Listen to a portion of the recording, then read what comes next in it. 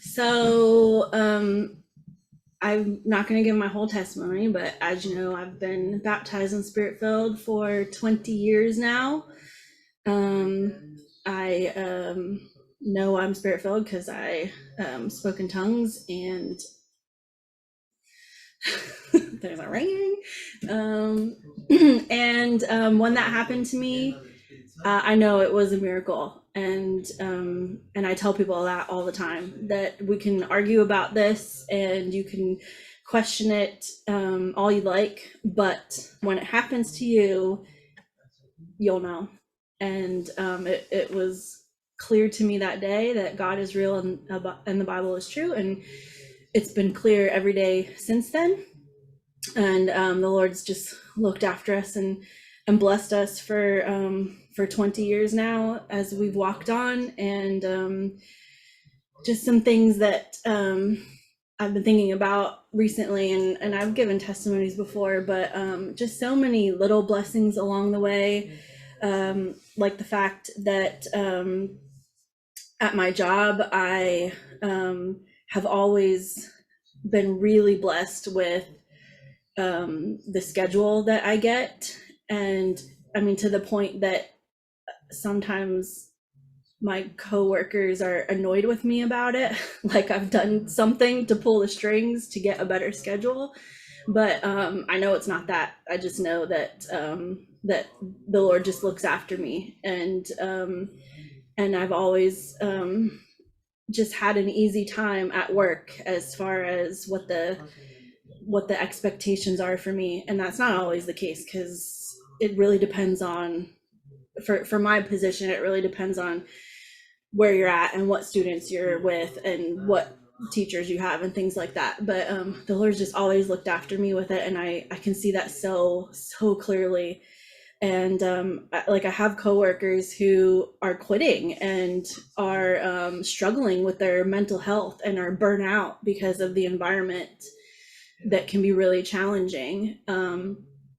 But I've been able to shine the light that I have to them, and say it's not anything that makes me, better than you, or anything like that. It's just the Lord who looks after me and guides me and leads the way for me, and that you can have the same thing that I have. And the mental health struggles that you have, I've had those same mental health struggles, but the Lord's healed me without medication, without therapy, without any of those answers that the world has.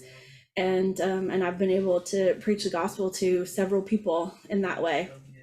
And I was just thinking, because every year I have to take personal days for camp, and I save up all my personal days so that I can take them for camp. And it's at a really difficult time of the year for us, because everywhere in the country in public education, in April or May is the end of the year tests that everybody has to do, and it is like mandatory that you are there for those days. But every year the Lord's blessed it so that I can take off at that time for camp.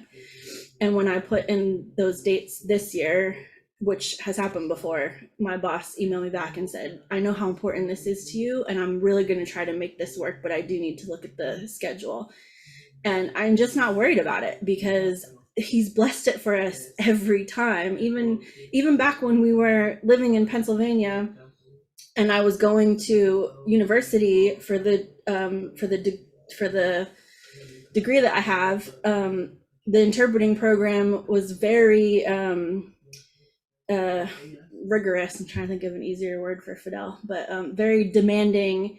And they required, it said when you entered the program, like, if you miss any class without a doctor's note, you will fail. Like, the way that this program is structured, every class is vital and you cannot be absent. And we will give you a failing grade if you are absent. And at that time, in Pennsylvania, we didn't have a camp because there was only a couple of us, and there was only a couple of us in fellowship. So camp was really, really important to us. And Fresno's camp was in September. And I can remember going to my professor and saying, I'm going to need to be out for these dates because I'm going to California for our church camp. And her saying to me, you cannot take those days off. You will have an F in this class if you do. And I said, I'm going to go. So you can fail me if you'd like, but I'm going to go. And I don't know why, but she did not fail me. And for 4 years, I had that same conversation with her where she would say, I'm going to give you an F. And I would say, I'm going to go anyway. So if I need to find a new major, let me know. And every year I end up, or every semester, every year I ended up just having no issues. My grades were good. I graduated with honors.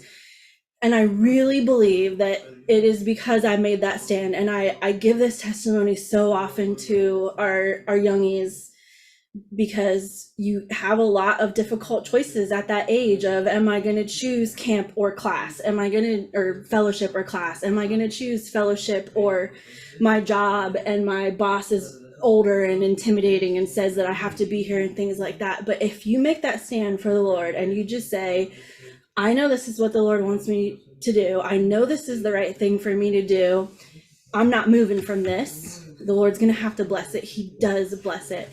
And he's blessed that with my job and the camp conflicting with my camp dates. So when I got that email from my boss, I just smiled because I know that the Lord's going to work it out. This is too important to me.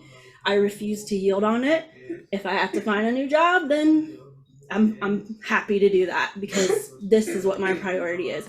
So I was just reminding myself of that testimony and how often the Lord has, it's been harrowing at times, but he's just never let me down when I have said, this is the right thing. I know it is. I can see it clearly. I'm not going to compromise on it. And then the Lord just paves the way for me. So I just want to thank him for always looking after us and blessing us in all things, big and small. Amen.